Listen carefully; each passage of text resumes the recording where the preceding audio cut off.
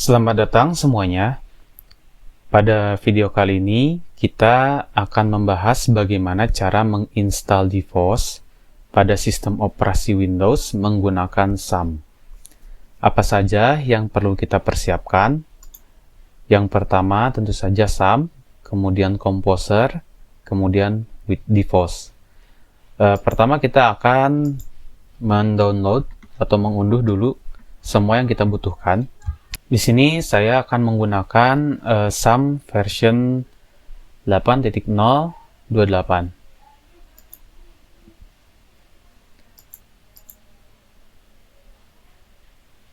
Kemudian di sini kita mendownload Composer.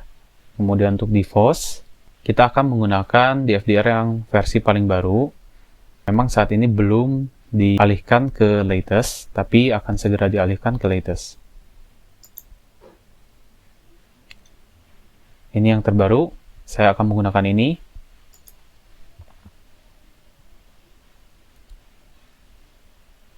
Silakan pilih yang ini. Untuk komposernya tadi yang ini, dan kita akan menunggu proses unduhnya. Baiklah, untuk proses unduhnya sudah selesai.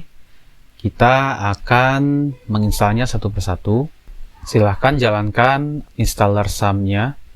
Akan muncul Welcome to SAM, kemudian akan muncul lagi jendela warning. Kita diminta untuk tidak menginstal pada program files, pada ini ya, program files. Setup SAM, welcome to this SAM setup wizard, next.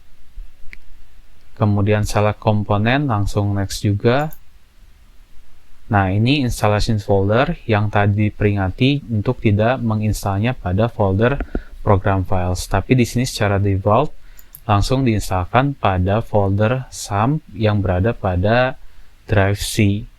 Jadi langsung di next saja. Atau jika ingin menginstal pada drive yang lainnya juga dipersilakan. Yang terpenting adalah jangan pada folder program files di drive C. Untuk bahasanya silahkan pilih sesuai dengan preferensi. Ready to install, next. Dan di sini prosesnya akan agak lama. Dalam proses instalasi, nanti akan muncul jendela peringatan lagi. Nah, ini mengenai Apache HTTP server. Itu pilih saja yang private networks, kemudian pilih allow access. Instalasinya sudah selesai. Selanjutnya akan muncul jendela completing the SAM setup wizard.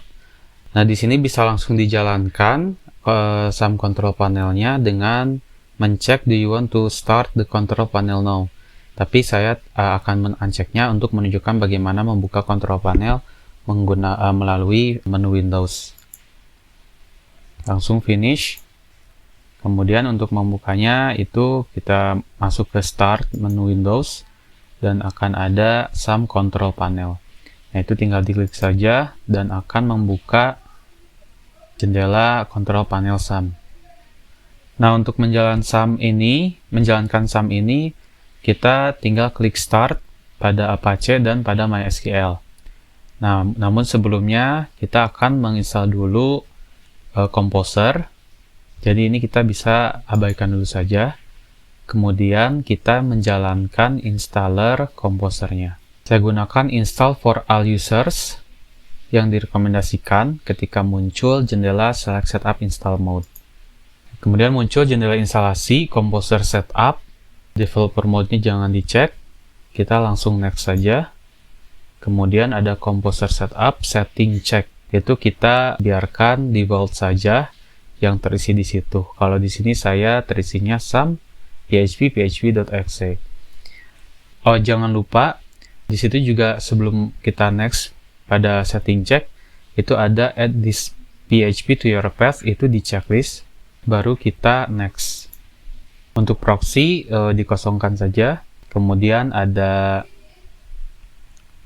ready to install, kita install. Oke, untuk instalasinya sudah selesai. Setelah ini kita perlu restart dulu komputer kita. Kita langsung next saja. Finish. Kemudian kita akan tutup semua jendelanya dan kita akan restart terlebih dahulu. Saya telah melakukan restart laptop saya. Kemudian selanjutnya kita akan mengekstrak default. Sum dan komposernya sudah selesai. Kita bisa buka juga sum control panel. Ini tampilan sumnya, tidak akan kita jalankan dahulu. Kita akan membuka default yang telah kita download. Kita bisa klik kanan, kemudian extract all, dan kita ekstrak di browse ini, browse, kemudian ekstrak ke tempat yang ingin kita simpan default-nya. Kita buat folder baru bernama default. Kita akan menginstalnya di sini, document default, extract. Sambil menunggu proses extract default, kita akan membuat database dan user. Jalankan dahulu Apache, kemudian MySQL. Klik start pada action, bagian Apache dan MySQL. Kemudian kita masuk ke browser. Di sini muncul Windows Security Alert, Windows Defender Firewall. Untuk MySQLD, kita berikan allow access pada private network. Kita pastikan Apache dan MySQL-nya sudah berjalan berwarna hijau, atau pada action sudah muncul tombol stop. Ketikkan localhost, kemudian enter. Ini sudah berjalan. Kita bisa masuk ke phpMyAdmin. Ketikkan localhost /phpMyAdmin. Enter. Ini adalah tampilan dari phpMyAdmin. Kita akan membuat database dan user account untuk mengakses database-nya. Ada dua cara, yaitu dengan membuat user account dan database secara terpisah. Tapi untuk memudahkan, kita akan menggunakan user account-nya saja dan membuat database secara otomatis. Masuk pada tab user accounts, pilih add user account. Di sini berikan username yang diinginkan.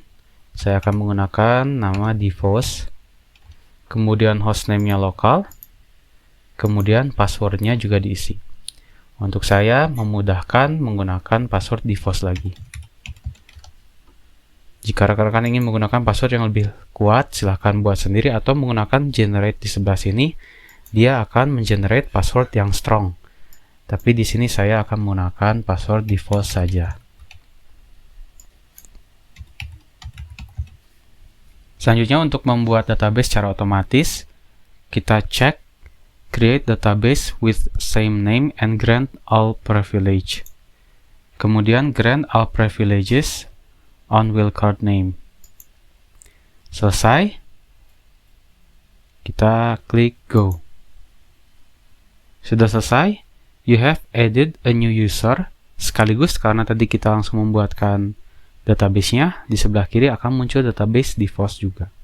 Baiklah, jika proses ekstrak default-nya sudah selesai, di saya ini akan terbuka secara otomatis. Namun jika tidak terbuka secara otomatis, rekan-rekan bisa membukanya secara manual di tempat mengekstraknya ya. Nah, saya di sini itu akan muncul ini repository. Jika dilihat seperti ini isinya, ada file env. Nah, kita Ctrl C, kemudian langsung Ctrl V saja, maka akan muncul ini env, atau bisa kita rename example env. Jika nanti terjadi apa-apa pada env, kita bisa menggunakan example env. Selanjutnya kita buka file env. Bila ingin menggunakan VS Code, silahkan. Tapi di sini saya akan menggunakan Notepad untuk agar rekan-rekan yang tidak memiliki aplikasi-aplikasi yang lain bisa menggunakan aplikasi yang sudah tersedia. Di sini cari pada bagian database connection. Database hostnya tadi kita ganti menjadi localhost. DB portnya dibiarkan, database-nya tadi kita menggunakan database name yang ada di sini. Di sini saya default. Kemudian tadi saya username-nya default juga yang waktu kita buat. Kemudian tadi passwordnya juga default yang tadi kita buat bersama ya. Sesuaikan dengan database username dan password yang rekan-rekan buat. Setelah itu kita save, Ctrl S atau save di sini. Setelah itu kita lihat di sini ada app key. Nah, ini kita harus melakukan key generate dulu agar nanti ini berubah. Yang asalnya G1MBMK sama dengan itu. Kita cara melakukannya adalah buka command prompt. Nah, di sini kita harus masuk ke file atau folder tempat kita mengekstrak default. Caranya bagaimana? Tadi saya mengekstraknya di sini, default repository. Nah, kita klik repositorinya, kemudian di bagian atas ini ada alamatnya ya. Kita klik saja di sini di bagian kosong. Nah, kemudian bisa kita copy paste. Setelah biru seperti ini, Ctrl C, kemudian kembali ke command prompt, kemudian ketik cd, spasi, Ctrl V. Nah, kita akan masuk ke directory atau ke folder repository. Caranya dengan menggunakan command cd atau change directory. Setelah seperti ini, kita enter. Nah, bisa dilihat alamatnya berubah sesuai dengan yang kita gunakan tadi ya, repository. Nah, di folder repository ini kita baru menggunakan perintah-perintah ya. Kita pertama akan menggunakan perintah composer install. Composer install. Enter. Di sini ada peringatan, please run composer update. Composer update.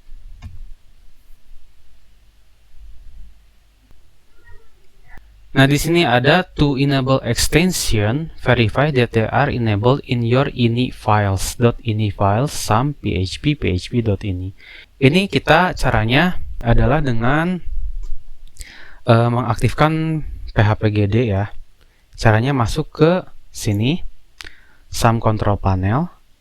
Kemudian di bagian Apache itu ada config. Kita klik config, kemudian klik php ini. Kita klik. Nah, di sini kita cari phpgd. Ctrl F. Nah, kita tulis gd. Find. Nah, ketemu. Kemudian kita close. Extension gd-nya ini titik komanya kita hapus. Setelah itu kita save. Setelah selesai kita tutup. Kemudian kita ulangi yang tadi, composer update, enter. Proses ini akan membutuhkan waktu, jadi perlu bersabar.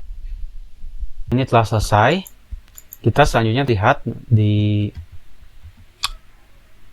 file env itu kita akan merubah ini app key. Caranya dengan menjalankan perintah php artisan key generate. Untuk itu kita perlu mengclose dulu file env agar tidak terjadi konflik. Kita ketik php artisan key -2 generate. Kita enter. Selesai. Kita lihat itu akan berubah di file env. Nah, ini sudah berubah. Selanjutnya kita akan menjalankan perintah php artisan optimize.